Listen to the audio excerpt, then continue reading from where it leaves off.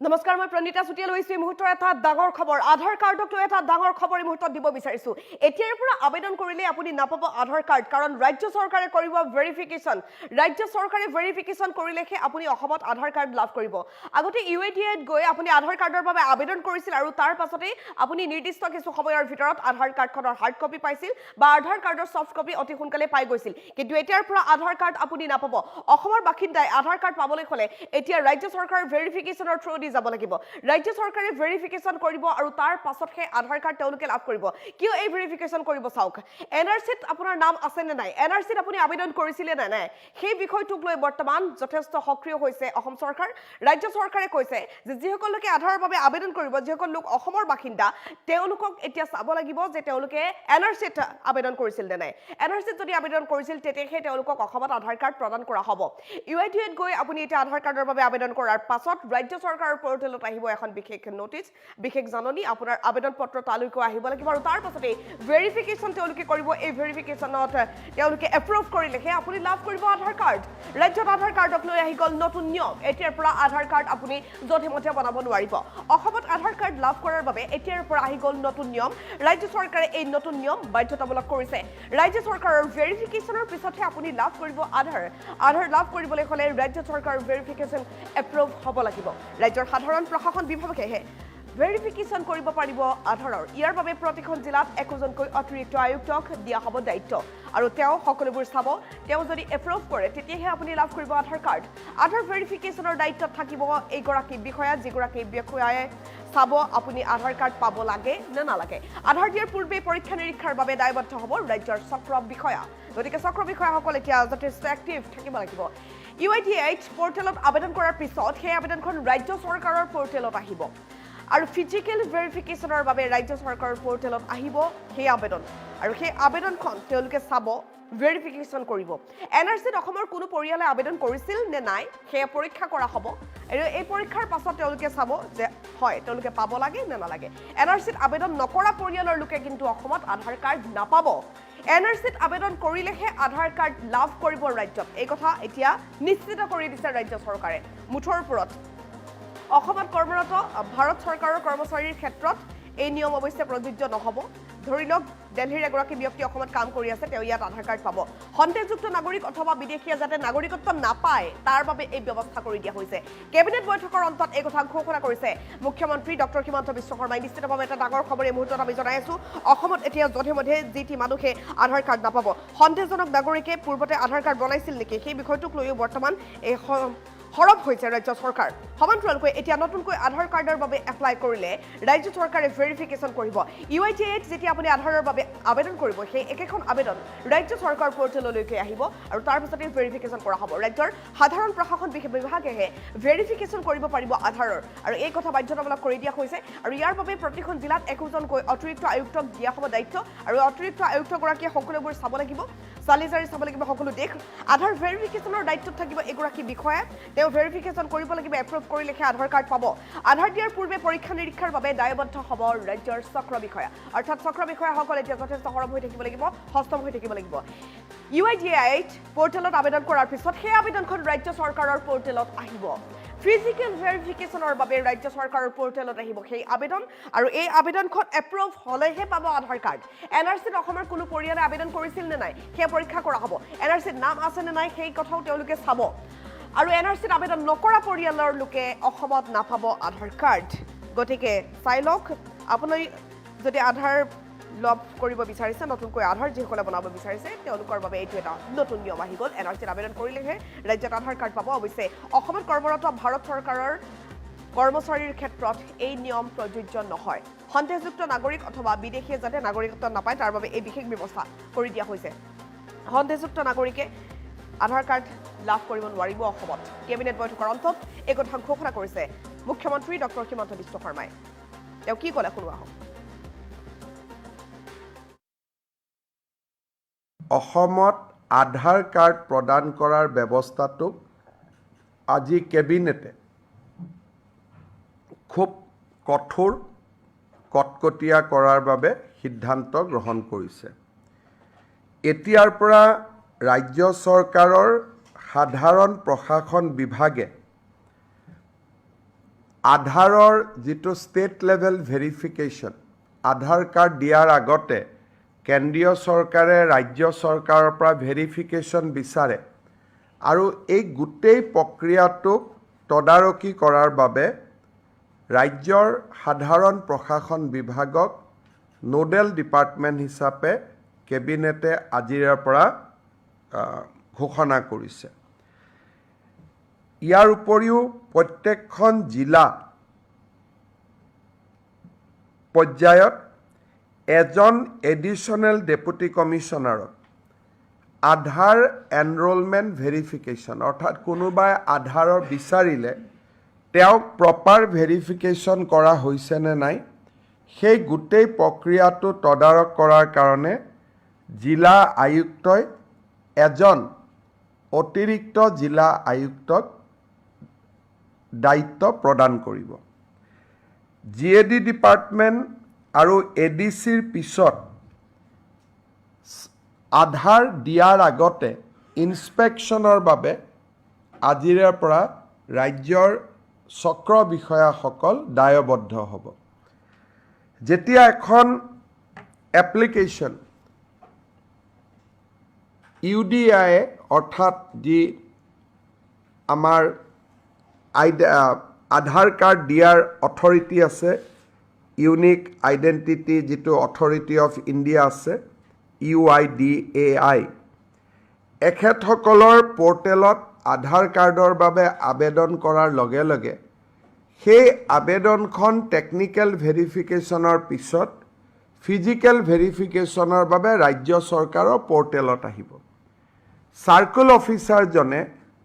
প্ৰথম এই আধাৰ কাৰ্ডৰ আবেদনখন পোৱাৰ লগে লগে তেওঁ প্ৰথমে চাব যে ৰাজ্যৰ ৰাষ্ট্ৰীয় নাগৰিকপঞ্জী প্ৰণয়নৰ সময়ত এই ব্যক্তিজনে বা এই পৰিয়ালটোৱে বা তেওঁৰ পিতৃ মাতৃয়ে আবেদন কৰিছিলে নে নাই। প্ৰথম পৰীক্ষা হ'ব সেইটো। যদি দেখা যায় যে তেওঁ আবেদন কৰাই নাছিলে তেতিয়াহ'লে তেওঁৰ আধাৰ কাৰ্ডখন ৰাজ্য চৰকাৰে প্ৰত্যাখ্যান কৰি কেন্দ্ৰীয় চৰকাৰলৈকে প্ৰতিবেদন দিব। আৰু যদি প্ৰমাণিত হয় যে নহয় তেখেতে NRCত নিজকে ভাৰতীয় নাগৰিক বুলি আবেদন কৰিছিলে, তেতিয়া আমি নেক্সট ষ্টেজলৈকে যাম আৰু যিটো ফিল্ড ইনস্পেকশ্যনৰ ওপৰত উচ্চতম ন্যায়ালয়ৰ যি নিৰ্দেশ আছে সেই অনুসৰি তেওঁলোকক ফিল্ড ভেৰিফিকেশ্যন কৰি ভাৰতীয় নাগৰিক এখেত হয় এই ধৰণে সম্পূৰ্ণ প্ৰত্যায়িত হোৱাৰ পিছতহে তেখেতক আধাৰ কাৰ্ড দিয়া যাব। অৱশ্যে যিবিলাক ভাৰত চৰকাৰৰ কৰ্মচাৰী বিভিন্ন কামত 2014 চনৰ পিছৰ পৰা অসমত আছে,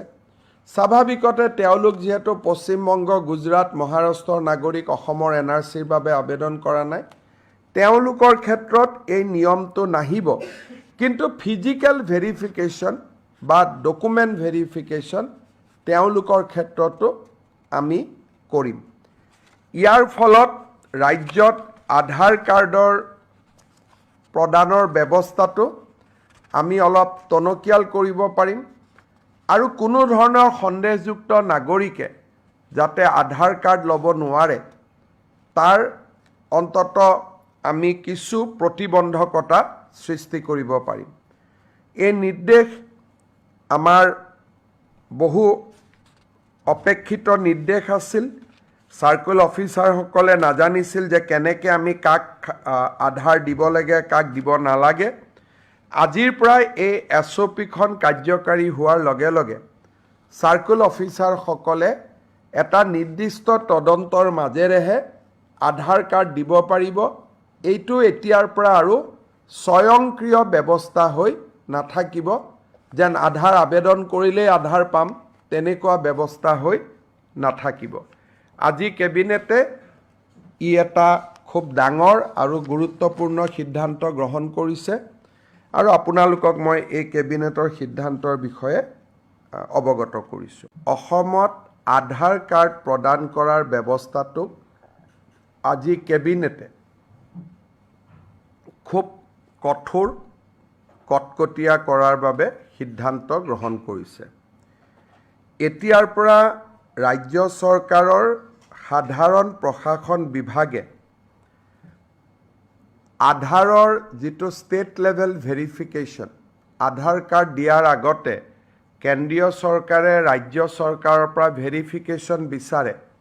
আৰু এই গোটেই প্ৰক্ৰিয়াটোক তদাৰকী কৰাৰ বাবে ৰাজ্যৰ সাধাৰণ প্ৰশাসন বিভাগক নোডেল ডিপাৰ্টমেণ্ট হিচাপে কেবিনেটে আজিৰে পৰা ঘোষণা কৰিছে।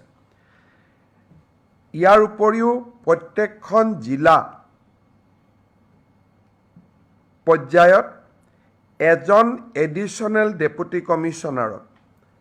আধাৰ এনৰোলমেণ্ট ভেৰিফিকেশ্যন, অৰ্থাৎ কোনোবাই আধাৰৰ বিচাৰিলে তেওঁক প্ৰপাৰ ভেৰিফিকেশ্যন কৰা হৈছে নে নাই সেই গোটেই প্ৰক্ৰিয়াটো তদাৰক কৰাৰ কাৰণে জিলা আয়ুক্তই এজন অতিৰিক্ত জিলা আয়ুক্তক দায়িত্ব প্ৰদান কৰিব। GAD ডিপাৰ্টমেণ্ট আৰু ADCৰ পিছত আধাৰ দিয়াৰ আগতে ইনস্পেকশ্যনৰ বাবে আজিৰে পৰা ৰাজ্যৰ চক্ৰ বিষয়াসকল দায়বদ্ধ হ'ব। যেতিয়া এখন এপ্লিকেশ্যন UDI অৰ্থাৎ যি আমাৰ আধাৰ কাৰ্ড দিয়াৰ অথৰিটি আছে, ইউনিক আইডেণ্টিটি যিটো অথৰিটি অফ ইণ্ডিয়া আছে UIDAI, এখেতসকলৰ পৰ্টেলত আধাৰ কাৰ্ডৰ বাবে আবেদন কৰাৰ লগে লগে সেই আবেদনখন টেকনিকেল ভেৰিফিকেশ্যনৰ পিছত ফিজিকেল ভেৰিফিকেশ্যনৰ বাবে ৰাজ্য চৰকাৰৰ পৰ্টেলত আহিব। চাৰ্কুল অফিচাৰজনে প্ৰথম এই আধাৰ কাৰ্ডৰ আবেদনখন পোৱাৰ লগে লগে তেওঁ প্ৰথমে চাব যে ৰাজ্যৰ ৰাষ্ট্ৰীয় নাগৰিকপঞ্জী প্ৰণয়নৰ সময়ত এই ব্যক্তিজনে বা এই পৰিয়ালটোৱে বা তেওঁৰ পিতৃ মাতৃয়ে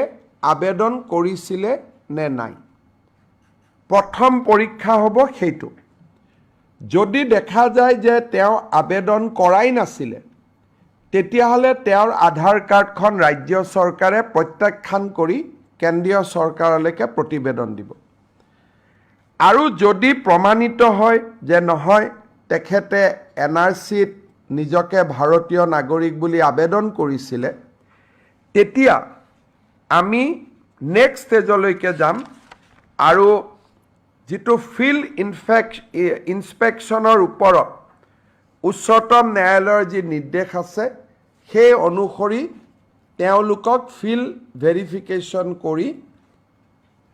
ভাৰতীয় নাগৰিক এখেত হয় এই ধৰণে সম্পূৰ্ণ প্ৰত্যায়িত হোৱাৰ পিছতহে তেখেতক আধাৰ কাৰ্ড দিয়া যাব। অৱশ্যে যিবিলাক ভাৰত চৰকাৰৰ কৰ্মচাৰী বিভিন্ন কামত 2014 চনৰ পিছৰ পৰা অসমত আছে, স্বাভাৱিকতে তেওঁলোক যিহেতু পশ্চিমবংগ, গুজৰাট, মহাৰাষ্ট্ৰৰ নাগৰিক অসমৰ NRCৰ বাবে আবেদন কৰা নাই, তেওঁলোকৰ ক্ষেত্ৰত এই নিয়মটো নাহিব। কিন্তু ফিজিকেল ভেৰিফিকেশ্যন বা ডকুমেণ্ট ভেৰিফিকেশ্যন তেওঁলোকৰ ক্ষেত্ৰতো আমি কৰিম। ইয়াৰ ফলত ৰাজ্যত আধাৰ কাৰ্ডৰ প্ৰদানৰ ব্যৱস্থাটো আমি অলপ টনকিয়াল কৰিব পাৰিম আৰু কোনো ধৰণৰ সন্দেহযুক্ত নাগৰিকে যাতে আধাৰ কাৰ্ড ল'ব নোৱাৰে তাৰ অন্তত আমি কিছু প্ৰতিবন্ধকতা সৃষ্টি কৰিব পাৰিম। এই নিৰ্দেশ আমাৰ বহু অপেক্ষিত নিৰ্দেশ আছিল। চাৰ্কুল অফিচাৰসকলে নাজানিছিল যে কেনেকৈ আমি কাক আধাৰ দিব লাগে, কাক দিব নালাগে। আজিৰ পৰাই এই SOPখন কাৰ্যকাৰী হোৱাৰ লগে লগে চাৰ্কুল অফিচাৰসকলে এটা নিৰ্দিষ্ট তদন্তৰ মাজেৰেহে আধাৰ কাৰ্ড দিব পাৰিব। এইটো এতিয়াৰ পৰা আৰু স্বয়ংক্ৰিয় ব্যৱস্থা হৈ নাথাকিব, যেন আধাৰ আবেদন কৰিলেই আধাৰ পাম তেনেকুৱা ব্যৱস্থা হৈ নাথাকিব। আজি কেবিনেটে এটা খুব ডাঙৰ আৰু গুৰুত্বপূৰ্ণ সিদ্ধান্ত গ্ৰহণ কৰিছে আৰু আপোনালোকক মই এই কেবিনেটৰ সিদ্ধান্তৰ বিষয়ে